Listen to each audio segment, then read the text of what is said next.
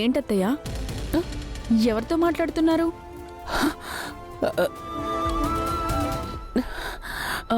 ఏంటి మీకు అలా చెమటలు పడుతున్నాయి? అంత టెన్షన్ పడుతున్నారేంటి? ఏం లేదు ఉర్వశి, నేనెందుకు టెన్షన్ పడతాను? నేను బాగానే ఉన్నాను కదా. మా ఫ్రెండ్ ఫోన్ చేస్తే మాట్లాడుతున్నాను. అవునా?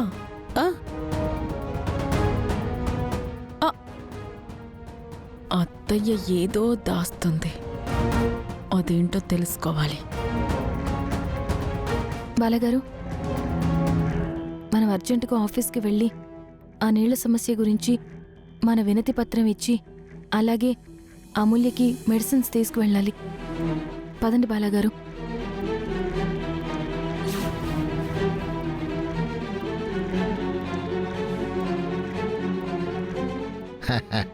ఏమే,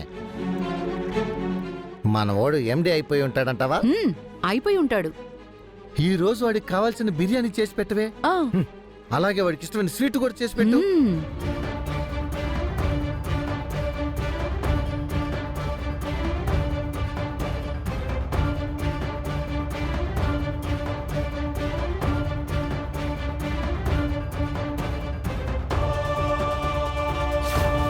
ఏంట్రా సక్సెసా?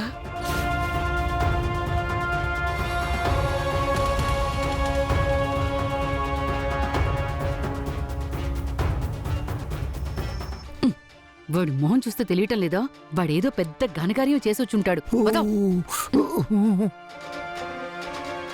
ఏమండి? గాయత్రి, నానమ్మా, అమ్మా, ఈరోజు అన్నయ్య వదిలిలో ఆఫీస్కి వచ్చారు.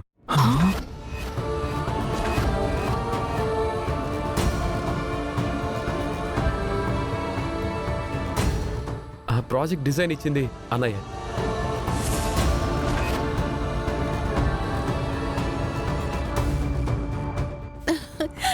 అవునా అనంత్? అవును మామ్. అన్నయ్యని మీరు చూసారా? కలిసారా? లేదమ్మా, మాకెవరికి తెలియకుండా అన్నయ్య వదిన వచ్చి ఆ డిజైన్స్ ఇచ్చేసి వెళ్ళిపోయారు.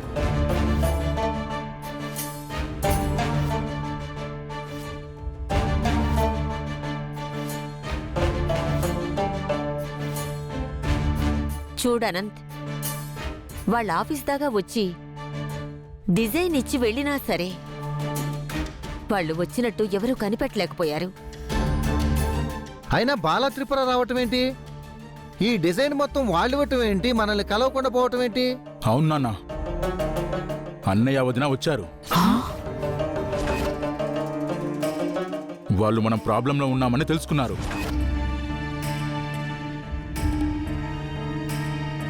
అంటే ఎవరో ఈ ఇంటి నుండే ఇన్ఫర్మేషన్ ఇస్తున్నారు. వాళ్ళు ఎక్కడున్నారో ఇంట్లో వాళ్ళకి బాగా తెలుసు.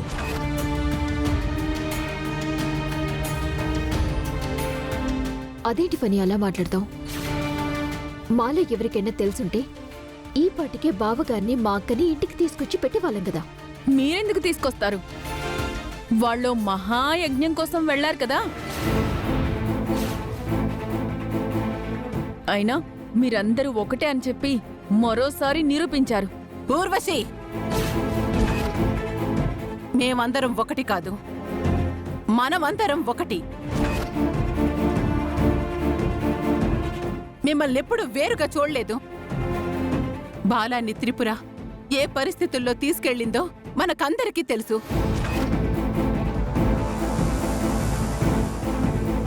ఇక ఈ విషయం ఇక్కడితో వదిలేస్తే మంచిది.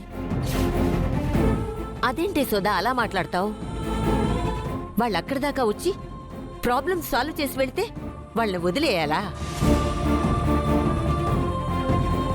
వాళ్ళెక్కడున్నా సరే అనంత్ వాళ్ళని తెలుసుకోవాలి. నా కన్నయ్యని ఇంటికి తీసుకురావాలి. ఎన్నాళ్ళయిందో నా కన్నయ్యని చూసి. ఆ త్రిపుర తీసుకున్న నిర్ణయంతో ఈ రోజు మన ఫ్యామిలీ అంతా బాధపడుతున్నారు.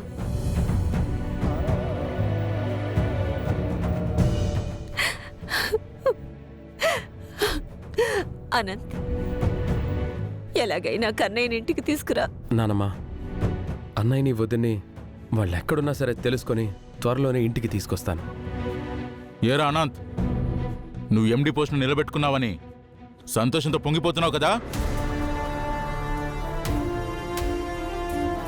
బామ్మా, ఇది వీడి విజయం కాదు.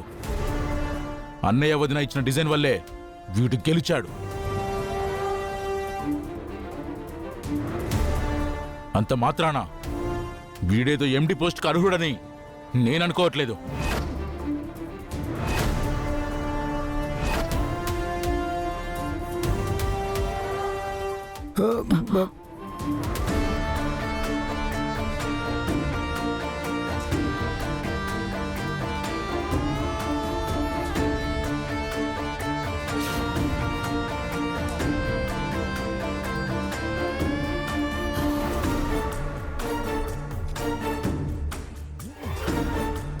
కన్నయ్య త్వరగా వస్తే బాగుండు.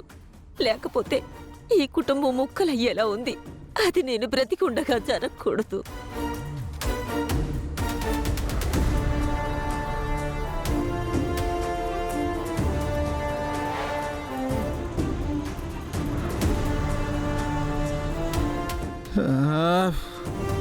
సుందరి, ఇంకెంత దూరం వెళ్ళాలి?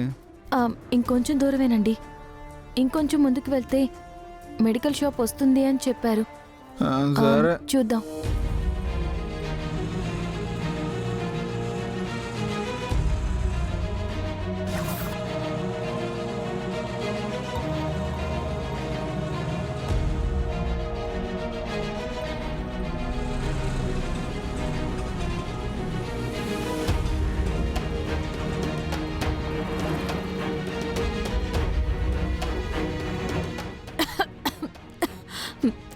సుందరి, నీకు డస్ట్ అలర్జీ ఉంది కదా?